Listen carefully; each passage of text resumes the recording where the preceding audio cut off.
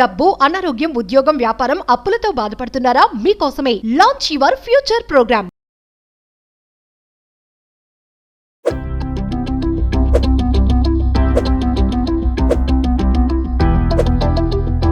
నమస్తే, welcome back to Suman TV. Present మనతో పాటు ఉన్నారు IAS retired Telangana vice chancellor triple Basara, commissioner education Adilabad collector doctor A Ashok గారు.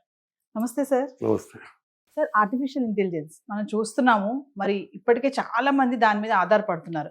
ఈరోజు నా క్వశ్చన్ ఏంటంటే, కృత్రిమ మేధస్సుతో మన యొక్క మెదడుకి సామర్థ్యాన్ని తగ్గించేస్తున్నాము, అంటే అన్ని ఫాస్ట్గా అయిపోవాలని చెప్పేసి ఎక్కువ దానిపైన ఆధారపడుతున్నాము అని అంటే ఏం చెప్తారు? మీరు అన్నది చాలా నిజం. ఆర్టిఫిషియల్ ఇంటెలిజెన్స్ కృత్రిమ మేధస్సు అని కూడా అంటారు. ఎందుకంటే న్యాచురల్ సహజమైన మేధస్సు కలిగి ఉన్నది మానవుడు. అయితే ఆ మానవుడి మేధస్సును పోలే విధంగా ట్రైనింగ్ ఇచ్చి దాన్ని ఏఐగా మారుస్తున్నారు టెక్నాలజీతో. అది ఏఐలో కృత్రిమ మేధస్సు ఏదైతే ఉందో, ఇది రోజు మన దైనందిన జీవితంలో ప్రతిరోజు ఉదయం నుంచి రాత్రి వరకు మనం పడుకునే వరకు అన్ని కార్యక్రమాలలో మనకు దోహదం చేస్తూ ఉంటుంది. సిరి, అలెక్సా, గూగుల్ మ్యాప్, తర్వాత ఇంకా ఎలాంటి ఆటోమేటెడ్ టెస్లా కారు, ఇలాంటి అన్నీ కూడా చూసుకుంటే ఏఐ ద్వారానే మనం చేస్తున్నాం. అయితే ఇప్పుడు మన దైనందిన జీవితంలో మనం చూస్తుంది ఏంటంటే, సెల్ ఫోన్ పొద్దున్న లేచి మనం ఆన్ చేసి చూస్తే అందులో మీరు ఒక గార్మెంట్స్ కొనాలనుకుంటే, లేకపోతే పండుగ వచ్చిందని ఏదన్నా ఐటమ్ కొనాలనుకుంటే 100 ఐటమ్స్ వస్తాయి వరుసగా అడ్వర్టైజ్మెంట్లు. ఎందుకంటే మీరు ఒకటి చూస్తున్నారు అనగానే అది ఏఐ పసిగట్టి అలాంటి అడ్వర్టైజ్మెంట్ పంపడం మొదలు పెడుతుంది. అంటే అది కూడా ఏఐ అప్లికేషన్. సో ఈ విధంగా సెల్ ఫోన్ మీద మనం చాలా ఆధారపడి ఉన్నాం ఈరోజు. వెనకటికి మనం చాలామంది మన ఇళ్లలో అట్లీస్ట్ మన తల్లిదండ్రులది, మన పిల్లలది, అన్నదమ్ములది, చెల్లెలది, కుటుంబ సభ్యులది ఫోన్ నంబర్లను గుర్తుండేవి. ఈరోజు మనం సెల్ ఫోన్లో అలాంటి పరిస్థితి లేదు. సెల్ ఫోన్ పోగొట్టుకుంటే మన వాళ్ళ ఫోన్ నెంబర్లు కూడా మనకు గుర్తుండట్లేదు. సో ఈ విధంగా చూస్తుంటే మన మెమొరీ ఎక్కడో కొంచెం అంటే మన జ్ఞాపక శక్తి అనేది దాని మీద ఆధారపడుతున్నాం. సెల్ ఫోన్ ఉంది కదా అనే ఉద్దేశంతో మనం దాన్ని గుర్తుపెట్టుకోవట్లేదు ఆ నంబర్లు. సో ఈ విధంగా ఉన్నప్పుడు ఇదే ఉదాహరణ మనం తీసుకుంటే కనుక ఏఐలో కూడా సరిగ్గా జరుగుతుంది. ఏఐలో కూడా జరుగుతుంది ఏంటంటే, కృత్రిమ మేధస్సు అనేది రాను అన్ని రంగాలలో దాన్ని అందుబాటులో వచ్చి దాని టెక్నాలజీ విస్తృతంగా వాడడం వల్ల మన జీవితం కంఫర్టబుల్ అయింది, ఈజీ అయింది, అండ్ ఆల్సో సులువైంది. ఇంకా తర్వాత మన ఉత్పాదక శక్తి పెరిగింది. ప్రతి రంగంలో, ఎకనామిక్స్లో కానివ్వండి, అగ్రికల్చర్లో కానివ్వండి, మెడిసిన్, హెల్త్ కేర్లో కానీ మంచి quality of life, health conditions అన్నీ కూడా బాగా పెరిగాయి. AI gives optimum production and precision and also efficiency, effectiveness. కాబట్టి దీన్ని వాడుతుంటాం మనం. అయితే ఇక్కడ జరుగుతుంది ఏంటంటే, MIT స్టడీస్ కూడా చెప్పింది ఏంటంటే, వాళ్ళు కొన్ని పరిశోధనలు చేశారు. వాళ్ళు ఏమన్నారంటే, కొంతమంది విద్యార్థులకి ఎస్ఏ రాయడానికి గూగుల్ సెర్చ్ చేసి, ఏఐ సెర్చ్ చేసి రాయమన్నారు. కొంతమందిని మీరు ఒరిజినల్గా మీ జ్ఞాపక శక్తితోనే మీ విచక్షణ జ్ఞానంతో మీరు రాయమని ఇచ్చారు. కొన్ని కంట్రోల్ 2 గ్రూప్స్. ఎవరైతే ఏఐ వాడారో వారు కొంచెం బద్దకించినట్టు, మోటివేషన్ కూడా తగ్గినట్టు, తర్వాత వారికి థింకింగ్ అనేది ఏదైతే ఆలోచన శక్తి ఉందో అది తగ్గినట్టుగా గుర్తించారు. ఈ విధంగా మీరు అన్ని రకాల్లో కూడా చూసుకుంటే దేర్ ఇస్ ఇంక్రీజ్ డిపెండెన్స్. ఈరోజు మన non human intelligence is more than human intelligence. అంటే బయలాజికల్ ఇంటెలిజెన్స్ కంటే మషిన్ ఇంటెలిజెన్స్ పెరిగిపోయింది. మషిన్ ఇంటెలిజెన్స్ అంటే ఏఐ. సో ఏఐ పెరగడం వల్ల మన దగ్గర క్రిటికల్ థింకింగ్ అనేది లేకుండా పోయింది. క్రిటికల్ థింకింగ్ అంటే ఒక విషయాన్ని అన్ని కోణాల్లో ఆలోచన చేసి తర్వాత దాన్ని విశ్లేషించి తర్వాత దానిపైన నిర్ణయం తీసుకోవడం, డిసిషన్ మేకింగ్, స్ట్రాటజిక్ థింకింగ్ అంటారు దీన్ని, క్రిటికల్ థింకింగ్.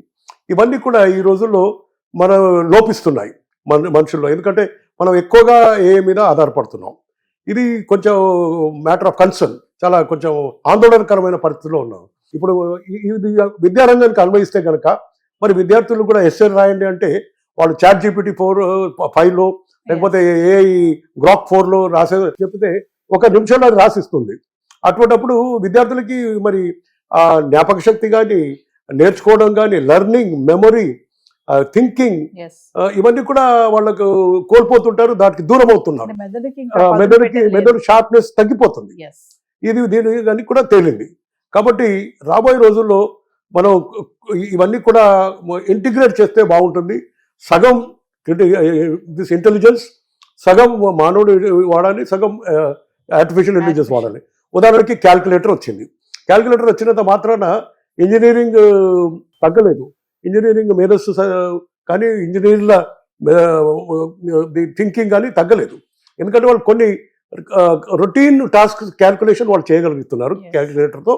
కానీ ఇంకా విస్తృతమైన కాంప్లెక్స్ థింకింగ్ అంతా కూడా ఇంజనీర్లు వాడుతున్నారు. అట్లాగే ఇప్పుడు మీరు చూసుకుంటే ఏని మనం కొంతవరకు రెపిటేటివ్ టాస్క్, మోనోటోనస్ టాస్క్ ఏవైతే మనం చేయగలుగుతున్న చిన్న చిన్నవి ఉన్నాయో వాటిని దానికి అప్పజెప్పిన తర్వాత మనము మాత్రం విచక్షణ జ్ఞానం, ఆలోచన, critical thinking, then empathy, care, తర్వాత డిసిషన్ మేకింగ్ అనేది మనం చేయగలగాలి. అప్పుడు డిసిషన్ మేకింగ్ కూడా వాటికే వదిలేస్తే రాబోయే రోజుల్లో మరి అన్ని కూడా వాటి మీద ఆధారపడి ఉంటే దేర్ ఇస్ అ లో మోటివేషన్ అవుతుంది, మెదడు షార్ప్నెస్ తగ్గుతుంది, జ్ఞాపక శక్తి తగ్గుతుంది, తర్వాత క్రిటికల్ థింకింగ్ కూడా తగ్గుతుంది, విచక్షణ జ్ఞానం కానీ లాజిక్, రీజనింగ్, విశ్లేషణ ధోరణి కూడా తగ్గుతుంది. ఇవి తగ్గిందని ఇది MIT స్టడీస్, తర్వాత ఇతర సాంకేతికమైన పరమైన స్టడీస్ కూడా మరి సూచించాయి. కాబట్టి there is a hybrid model ఒకటి చేస్తే బాగుంటుందని అనుకుంటారు. ఉదాహరణకి డాక్టర్స్ ఉన్నారు, డాక్టర్స్ పేషెంట్లతో ముచ్చటించాలంటే రాసుకోవడం చాలా టైం తీసుకుంటారు. దాని బదులుగా ఇవన్నీ కూడా ఆటోమేటిక్గా రికార్డ్ అయిపోతే వాళ్ళు అందులోంచి ఫ్రీ అయిపోయి పేషెంట్కి ఎలాంటి మందు ఇవ్వాలి, డయాగ్నోస్ ఎలా చేయాలి, ఎలా ట్రీట్మెంట్ ఇవ్వాలని అంటారు. అంటే ఈ రొటీన్ టాస్క్ని ఏఐకి అప్పచెప్పేసి strategic thinking, decision making and critical thinking ఇవన్నీ కూడా మనం చేపడితే కనుక ఈ రెండు కలిపితే హైబ్రిడ్ మోడల్ వస్తే బాగుంటుంది అని అన్నారు. సో మీ ప్రశ్నకు సూటిగా సమాధానం చెప్పాలంటే అవును, పరిస్థితి చాలా ఆందోళనకరంగా ఉంది. పిల్లల నుంచి మొదలుకొని పెద్దలు అందరూ కూడా ఏఐ విస్తృతంగా వాడేస్తున్నారు. There is increase dependence of the human intelligence on the artificial intelligence. అంటే చిన్న చిన్న పనులకు కూడా ఏఐ చేసేస్తున్నారు. దీనివల్ల ఏమవుతుందంటే వారు తమ మెమొరీని కోల్పోతున్నారు, అటెన్షన్ని కోల్పోతున్నారు, ఎక్స్పీరియన్స్ని కోల్పోతున్నారు, తర్వాత ఈ critical thinking, strategic thinking, decision making అన్ని కూడా కోల్పోతున్నారు, విచక్షణ జ్ఞానం కూడా కోల్పోతున్నారు. సో దీనివల్ల మనకు మానవాళిలో ఈ ఒరిజినల్ క్రియేటివిటీ అంటారు చూడండి, సృజనాత్మకమైన ఏదైతే లక్షణాలు ఉండాలో ఒక సమాజాన్ని నిర్మించాలంటే creativity is more important. Arts, fine arts, creativity, strategic thinking and critical thinking is more important. వాటిని మనం మనిషి కంటిన్యూగా దాన్ని కొనసాగించాలంటే హైబ్రిడ్ మోడల్గా వాడితే బాగుంటుందని పరిశోధనలు రికమెండ్ చేశాయి. కాబట్టి రెపిటేటివ్ టాస్క్స్ వాటికి చేసి దైనందిన జీవితంలో, కానీ మిగతా మనం కీలకమైన మానవుడు చేసే అభ్యర్థులు intelligent thinking, intelligence, critical thinking, strategic decision making and memory, జ్ఞాపక శక్తి ఇవన్నీ కూడా మనం వాడుతూ డిసిషన్ మేకింగ్ చేస్తే ఒకవేళ నిర్ణయాలు తీసుకుంటే కనుక అప్పుడు మనకు ఉంటుంది. జాపనీస్లో కూడా ఒక సర్వే తేలింది, ఓల్డ్ పీపుల్ ఎవరైతే ఒరిజినల్ థింకింగ్ చేస్తున్నారో వాళ్ళ మెమరీ ఇంటాక్ట్ ఉంది, ఎవరైతే ఏ వాడుతున్నారో వాళ్ళ మెదడు షార్ప్నెస్ తగ్గింది, కొన్నిసార్లు జ్ఞాపక శక్తి కూడా పోయింది వాళ్ళకు, సో మెమరీ కూడా పోయింది. అయితే if you don't use it you lose it అన్నట్టుగా అయిపోయింది. బ్రెయిన్ కు స్పదలు పట్టడం అంటారు, దాన్ని కాగ్నిటివ్ డిక్లైన్ అంటారు, అండ్ దీన్ని కాగ్నిటివ్ డ్రాప్ అంటారు. ఈ కాగ్నిటివ్ డ్రాప్ అనేది ప్రివెంట్ చేయడానికి మరి మనం ఎప్పటికప్పుడు పజిల్స్, సుడోకు, రీడింగ్, ఎస్సేస్, చర్చలు, ఇంటరాక్టివ్గా హ్యూమన్ ఇంటరాక్షన్స్ కనుక కొనసాగిస్తే మనం మెదడు షార్ప్గా ఉండే అవకాశం. Thank you sir.